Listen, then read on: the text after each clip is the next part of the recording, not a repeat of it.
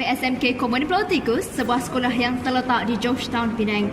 Visi anugerah sekolah hijau ialah SMK Common Politicus, lestari hijau dan bersih. Logo sekolah kami terdiri daripada daun hijau, pokok kelapa, penyataan visi dan lingkaran yang mempunyai maksud tersendiri. Carta organisasi, sekolah kami hanya ada 11 guru dan 40 pelajar yang terlibat secara langsung dalam semua program kelestarian alam sekitar. Setiap guru dan murid diberi tugasan dalam setiap komponen untuk memastikan kejayaan dan keberkesanan program.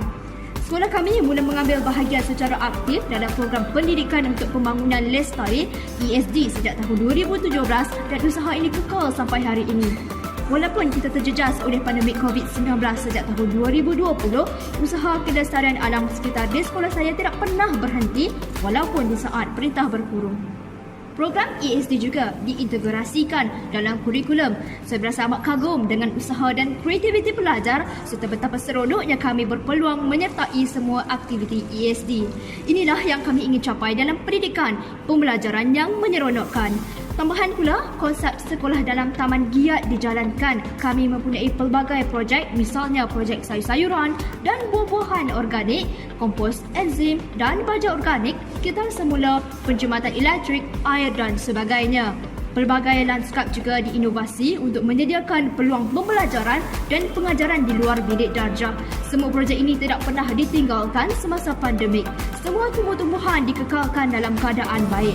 Semangat bersatu padu memakin kejayaan projek kelestarian di sekolah. Kami telah menginisiatifkan usaha ini dengan lebih inovatif, iaitu dari aktiviti fizikal kepada aktiviti secara maya yang berjaya menjangkau lebih ramai lagi individu dari dalam dan luar negara.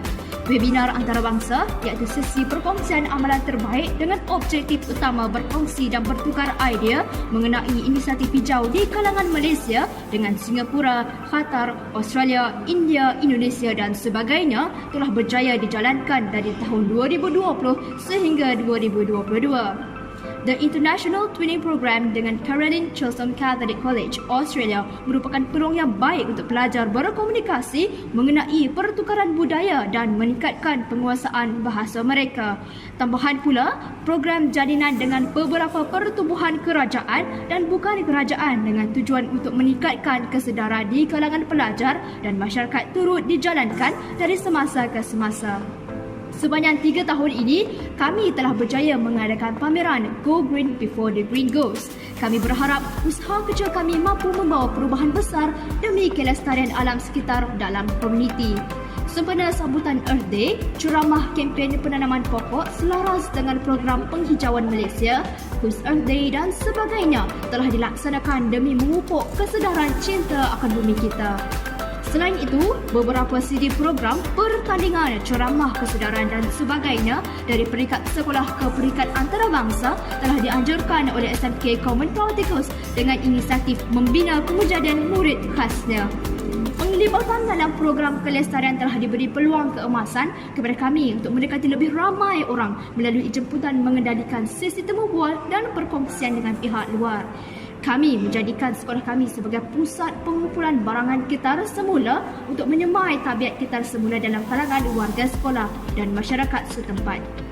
Turning Trash into Cash dengan mengadakan kempen kitar semula juga sedang dijalankan secara berterusan.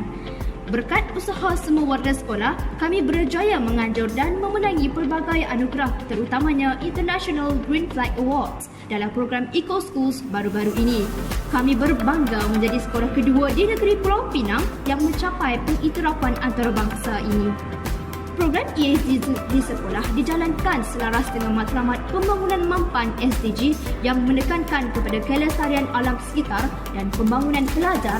Sebagai kesimpulan, penglibatan pelajar dalam program ESD membawa kelebihan kepada pembinaan sahsia dan kesejahteraan sedunia.